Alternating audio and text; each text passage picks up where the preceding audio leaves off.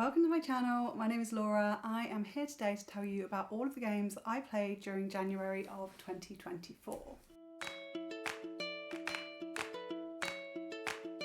I have 6 games to talk to you about today, which are all games that I played during the course of January of this year. I'm doing a challenge this year where I play a different game each and every week, and I have been uploading vlogs of that process. I will try to include links for each individual vlog for any games that I talk about within those vlogs. So the first game that I started in January of 2020 was DragonQuest Treasures.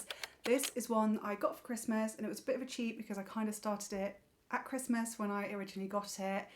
This is an RPG which is set within the DragonQuest world. Now, I played DragonQuest 11 and absolutely loved it. So when I saw DragonQuest Treasures coming out, I was really excited to pick it up and play it as soon as possible. And then the reviews started coming out and they were fairly mixed to middling. It didn't review very well at all, which made me a little bit reluctant to pick it up quickly. So I kind of put it on my Christmas list and thought maybe Santa will bring it for me, which he did.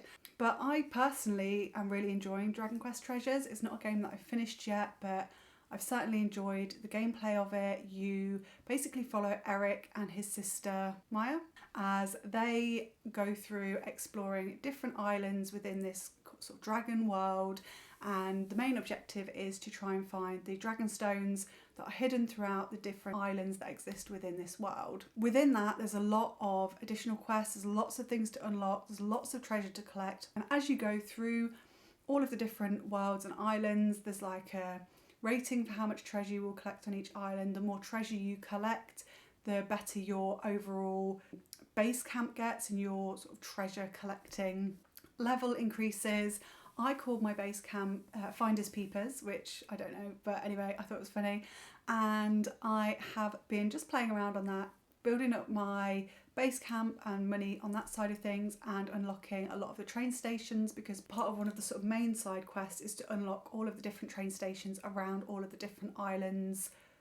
They each have like 2 or 3, so I've been trying to unlock those, plus many other things going on in the storyline. I'm really enjoying DragonQuest Treasures. Like I say, I know it did review quite poorly, I think, generally overall, but it's definitely my kind of thing, and I'm really enjoying my time with it. So DragonQuest Treasures was an enthusiastic thumbs up for my first game in January. The second game that I played was Coffee Talk 2 Hibiscus and Butterfly. This is one that I actually started in November last year when I was doing a different challenge, and just felt like I didn't really have enough time with it, and it was one that I just really wanted to revisit and play some more of. So I played through one full playthrough of Coffee Talk 2.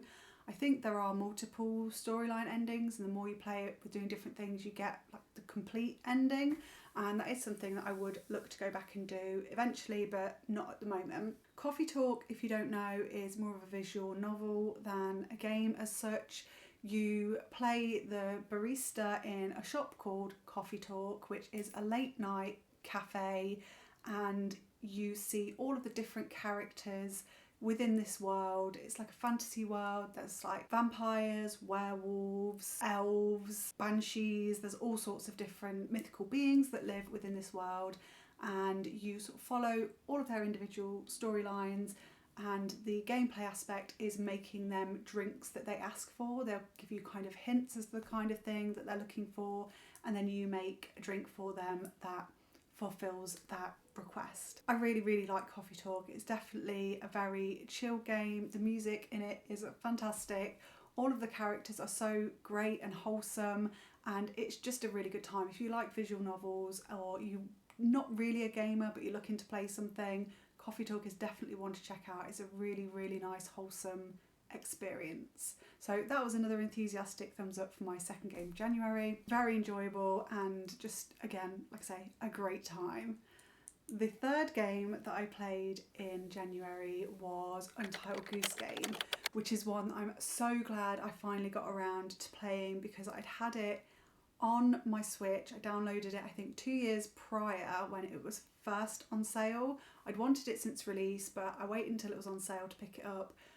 It went on sale, I picked it up, and then I just didn't play it, and I'm honestly to this day not sure why, because it's such a good time.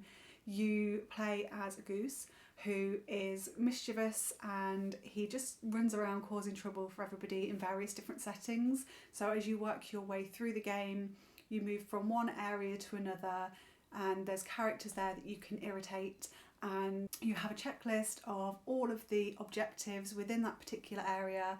And once you unlock, I think it's like all bar one, a final objective will come up which sort of explains where you need to kind of go from there, and that will kind of allow you access to the next area. This was another one that was just really, really fun. No stakes. Some of the timings were a bit tricky, and I found myself kind of redoing things over and over again just to try and get that timing exactly right.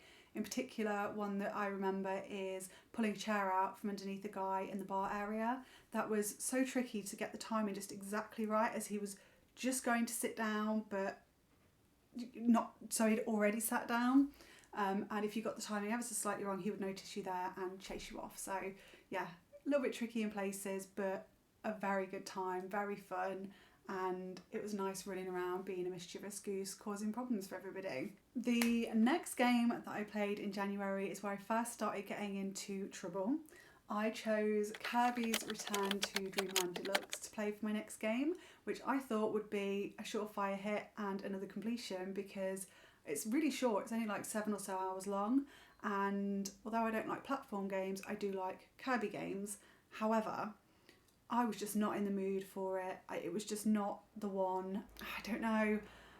I just found it quite frustrating. Like, Kirby's the easiest game, but I'd put it on like the harder mode, thinking I could drop it down if I needed to. But I was really enjoying the levels that I was playing, but I was just finding myself losing patience with it, and I couldn't carry on. So Kirby's Return to Dreamland Deluxe is a remake of a Wii game that came out many years ago. I'd never played it on the Wii. It's the third Kirby game that's come out on the Switch. The first two I really enjoyed.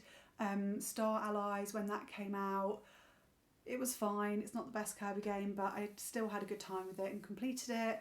Kirby in the Forgotten Land, to be fair, I really, really enjoyed it, but it did take me a long time to actually get round to finally completing that game. I did put it on pause for quite a long time between starting it and finally finishing it, and I guess that's just something that I personally do with platform games. I've got a set amount of patience for it, and once that's done I have to just pause it and then I come back to it another time. But definitely one that I'll be going back to and finishing in between things later on in the year. I'll just carry on picking it up when I feel like it, and it was a good game. It's a great game. There's nothing wrong with Kirby's Return to Dreamland Deluxe. It's an excellent game, but it just wasn't for me in the week that I played it. The fifth game that I played in January was Palworld, which is the most difficult time I've had with a game so far this year. This was last week, and honestly, it was...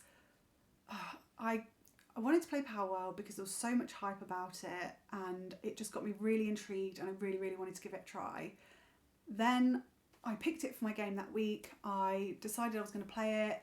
I downloaded it on Tuesday because it's on Game Pass, and then I watched a little bit of gameplay, and I was just sort of, oh dear, I don't think this is actually my kind of thing at all. I really don't think I'm going to enjoy this. And it just went downhill from there, really. I put off playing it for the whole week. I didn't eventually start playing it until Friday evening. I only gave that game did I give it a fair chance? I don't think I did. I gave it like 45 minutes, died once, hated it the whole time. It just really wasn't for me. Maybe, I think it's the kind of thing I would enjoy watching somebody else play, but I don't think it's something that I'm going to go back to. I've already deleted it. It's not for me. It's just not for me. And I don't doubt that it's a great game that a lot of people will enjoy, but it's not my kind of thing.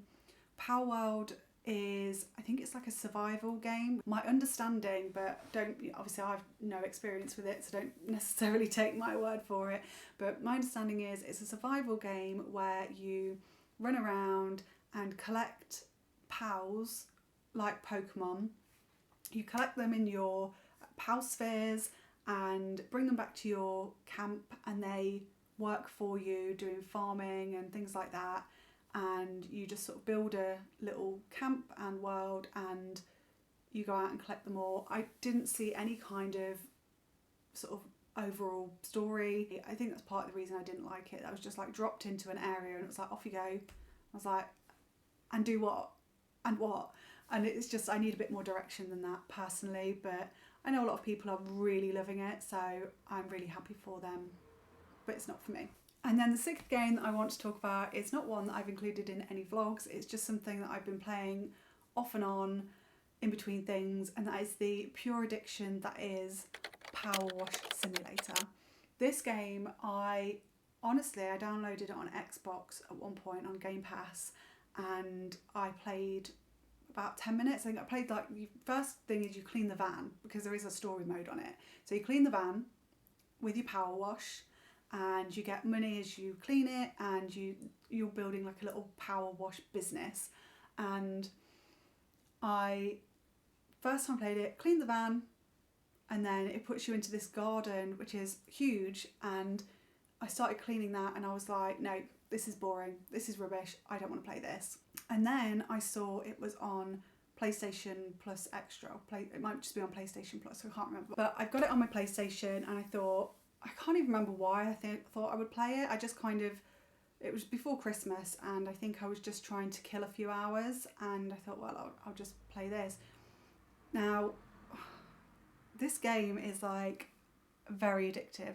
The more I played it, the more I loved it, and then hours would pass by and suddenly it's dark and I'm hungry, and all I've been doing is power washing imaginary fire stations, but I have no idea how I've sat and played. My fingers, my hands from holding the controller would like cramped up. I would have letting go of the controller, oh my god, it's agony. And it's just so good. It's just so good, and it's not a game that I expected to enjoy, but it's just very zen.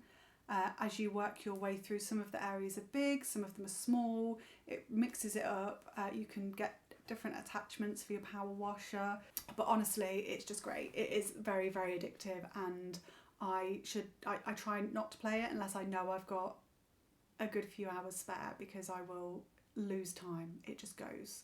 It's crazy, but fantastic. If you play Power Wash Simulator and enjoy it, you will know how hypnotic it is. I could lose hours playing that. So those are the 6 games I've played over the course of January this year. I am really enjoying the challenge that I'm doing, playing a different game each week. I think it's working really well for me. I completed 2 of those games. I completed Coffee Talk, count that as completion, and Untitled Goose Game, which is the earliest. I've completed games more in January before, but I've never completed 2 as early as I completed those 2. So I would say it's definitely working really well for me in terms of getting through my backlog and just playing different things. Like, I think sometimes I can get into a bit of a funk with gaming. Like, that Palworld thing could have easily put me off for a couple of weeks. So I would have just dillied about and kicked myself for not liking it. But no, on to the next one. I have to move on and start the next game. So it's working really, really well for me. Overall, great month. Most of the games I really enjoyed, and even like Kirby that I didn't finish and I didn't get on too well with, it was still a really good time and it was still really fun. So yeah, definitely working very well for me. So that is my January wrap up. I would love to hear what games you've been playing this month if you let me know in the comments down below. I'm always looking for recommendations for new games, so please drop them. If you have watched this video all the way through, I would love it if you'd subscribe to the channel. It would be wonderful to have you here. I'm going to be posting a lot of different videos over the coming weeks, so you can check those out alongside my weekly vlogs, which go up every Sunday, and I will see you in another video very soon.